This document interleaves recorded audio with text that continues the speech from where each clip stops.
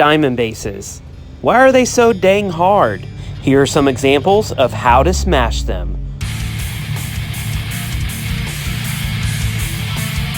Welcome back to the Clash Tips YouTube channel. Diamond bases are some of the hardest bases for me to triple. I have tried and done everything that I can and practiced in FC and did everything in the book to try to learn how to triple this every time, and for some reason it's just hard. But one of the reasons why I love Clash of Clans is because you are building a skill, you are developing the ability to solve a puzzle, and that works perfectly with my brain. So what I want to do is show you some variations on diamond bases and some attacks that actually work on diamond bases and work a high percentage of the time. And so what I'm going to do, what you can do if you want, is choose one of these attacks and see which one works best for you whenever you come across a diamond base in a regular war or in CWL. Actually, if it's CWL, probably don't need to practice with a new army, but in FCs and in Legends League and in regular wars, because regular wars aren't that important anymore, practice these steps, practice these attacks to see if this is something that works for you on the next diamond base that you find as a challenge.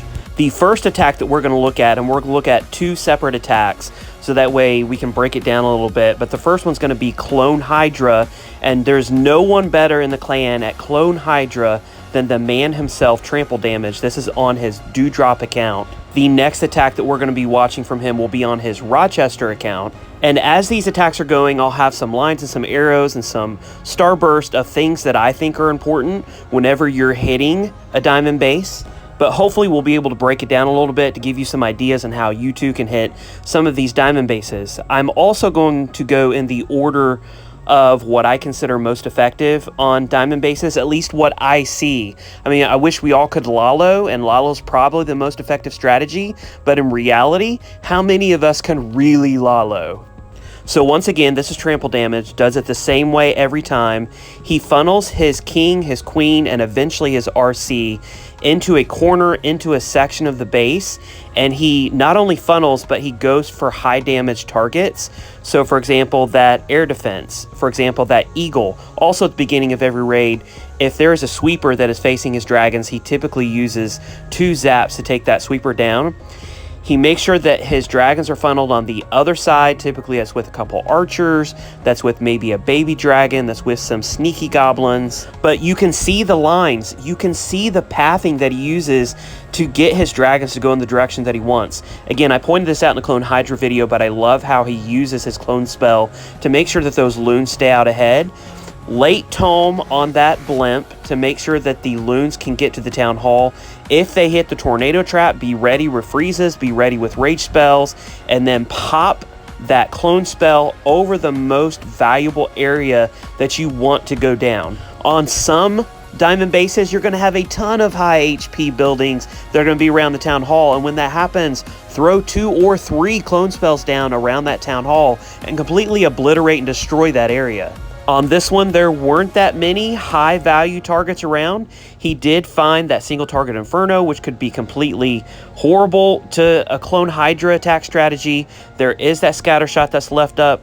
He does get a little lucky with this, but the interesting thing about this is I see Trample get lucky time and time again. So at some point it stops being luck and it starts being strategy, and it starts being experience, and it starts being something that you're just good at doing. Also, Clone Hydra is not something that's difficult to run. You can run it in Legends, take 2 or 3 clones with you, and you can smash bases because there are a ton of diamond bases in Legends. Now, I'm including this next attack, understandably, that it's really hard to Lalo at Town Hall 14. But if you can Blizzard the Town Hall, you don't have to Lalo. You can Hybrid, you can Super Bowler, you can Smash, you can do pretty much anything you want. If there are a ton of high HP buildings around that town hall, and I loved how Curly dropped that Blizzard blimp early, and he has goblins that are inside that blimp, so they run to the town hall and they will trigger any giant bombs, they'll trigger any tornado traps. Again, this is basic blizzarding skills, and if you want to use this attack strategy, you have to learn how to blizzard. I do have a Blizzard video. Watch it if you want to gain some slight insight. I'm not the best expert out there. There are lots of other great videos that are on it. Or stop by the Crystal to Join clan. Hero is the Blizzard god. Watch some of his attacks and you'll definitely learn a thing or two. But Blizzard Lalo works beautifully against diamond bases, mainly because of all the high HP buildings that are around the town hall. If you can get all those high HP buildings down, and then, as I always talk about, take out another big portion of the pie, and then Lalo the rest of it, then doing it on a diamond style base is absolutely beautiful, and it's an absolutely awesome attack to use on a diamond style base. I do realize that this isn't quite a traditional diamond base, but the pathing is very similar. It's very difficult to smash attack or use super bowlers on because the pathing can be wonky, can be difficult to get a flame flinger in. All of those things points to a diamond base. And honestly, if I can blizzard that southern area on the base that holds a town hall and lots of high HP buildings, I'm going to be attempting to do a blizzard and then to bring in a back-end Lalo. That's something that I'm going to attempt to do. Lalo doesn't have to be the only strategy that you use on it, though. You can also use dragons or Hydra and try to bring it in, but Lalo is definitely more effective if you're going to use this specific strategy. One of the reasons why I like watching YouTube videos is because I see certain shapes of bases and I see certain styles and I think, oh, I can use this type of army on this base and it worked in the YouTube video, it might work for me. And slowly but surely, as I learn these strategies, it slowly starts to work. This is the third strategy that I see most effective on diamond style bases, and I love how Pook uses it, but it involves something that's very difficult, and that's queen charging. Especially queen charging the town hall. On this specific base, you can see that there's not a lot of high HP buildings that are directly around the town hall, which that might mean that something like Clone Hydra wouldn't work as effectively on it, and so we can do queen charge hybrid, and we might be much more effective in our strategy in being able to smash it and being able to take it down. In both of these attacks, Pook actually uses a flame flinger when typically a siege barracks is used, but if you can get a flame flinger in there, and one way that I've seen a flame flinger used to very effective use is if you can get your queen in there on her queen charge to where she can distract expos, to where she can distract mortars, and then put your flame flinger beside her to take out everything to the left or everything to the right, then that's an absolutely beautiful way of using the flame flinger, and it's a way that I'm still learning, but a way that I absolutely love. So if you watch the hybrid video, then this follows the exact same steps. Use a queen charge, take out the town hall, take out the high damage buildings, bring in your king. In this case, he's not bringing a siege barrack, so he's just putting down his king. Sometimes you'll see a pair of witches that come in behind the king to help with the damage, to help with the funneling a little bit. And then as the king and possibly the king and the witches walk down the side, that keeps the hybrid directly in the middle in this nice straight line, completely damaging and destroying everything. Use your Warden Tome to great effect. Use your heal spell. Use your second heal spell. Try not to overlap them. Try to use them in 3 separate sections of the base, and that will take a little practice. Because Pook used a Flame Flinger on this backside, there's not as much for his hybrid to tear up with. It's not as much to destroy. And so if you can do this method, again, super effective. If you do not have a place to use your Flame Flinger, or if you're not sure how to bring your Flame Flinger in, then using a Siege Barracks is typical. And using a Siege Barracks with your king is not the wrong way to do it. Not only is it effective as far as keeping your hybrid in, but those wizards and those backup hogs can be really effective as well. So on a diamond base, I would say, to me, again, this is TipDog20's opinion, that hybrid, especially when you can queen charge the town hall, is going to be your third most effective strategy. This is one that's going to be hard, but if you look around the town hall, there are 2 bomb towers which are straddled there specifically for the purpose of preventing a blizzard. There is a possibility that you could get a blizzard in on maybe that wizard tower, get the queen, get the scatter shot, get the expos, and that might have been something that I looked at doing. But then also, I would have to sui the town hall, which can be difficult pathing might be difficult.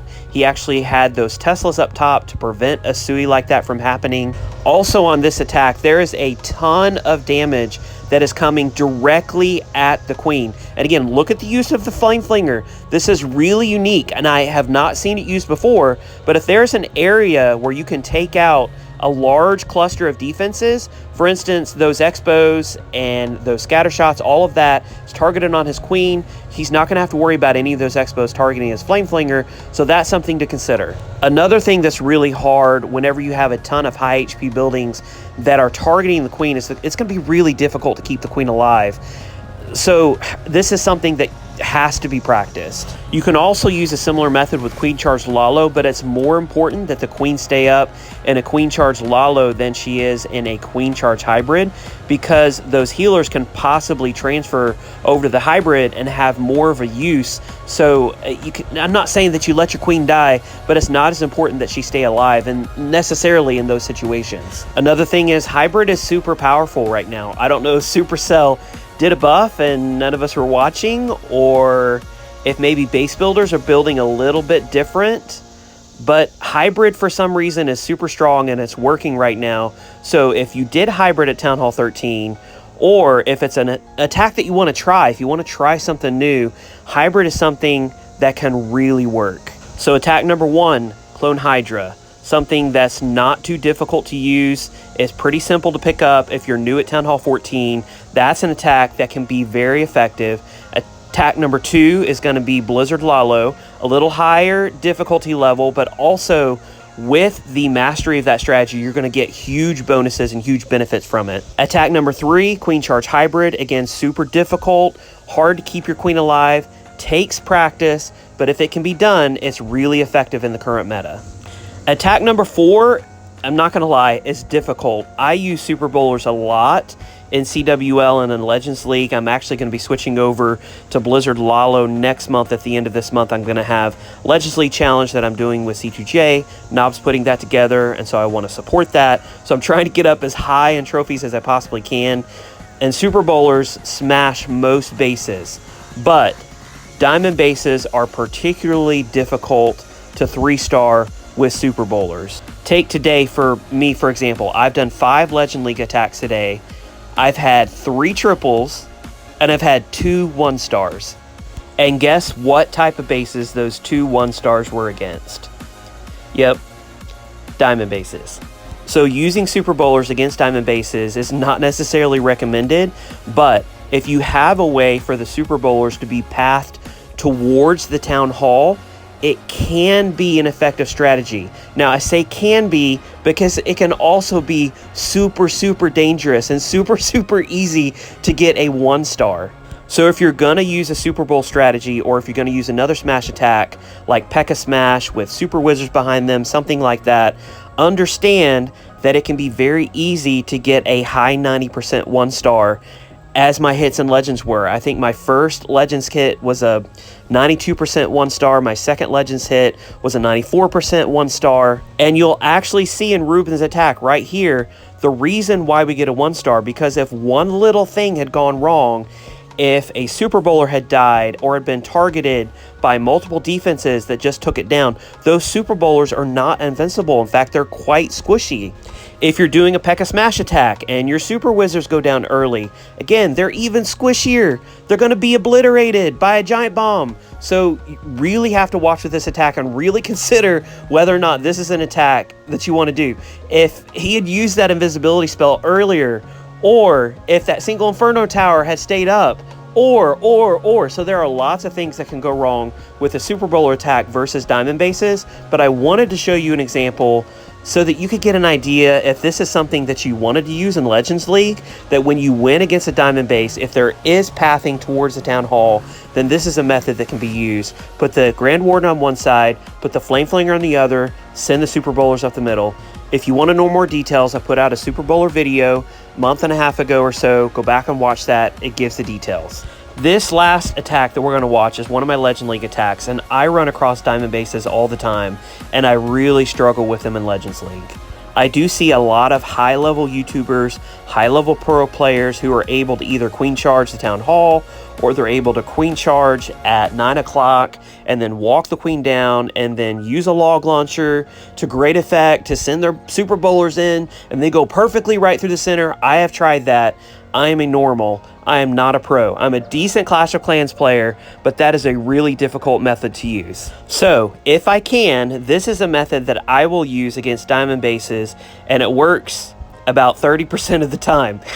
I know, you want 3-star strategies, but this is the thing, because I get so many 1-stars, and if I'm feeling brave, I'll get a high 90% 1-star, and I just get so frustrated with myself. So sometimes I will use this method, and sometimes it works. The one thing that it does do is when I am in Legends League, it guarantees a 2-star, and a 2-star is worth more trophies than a 99% 1-star every single day of the week.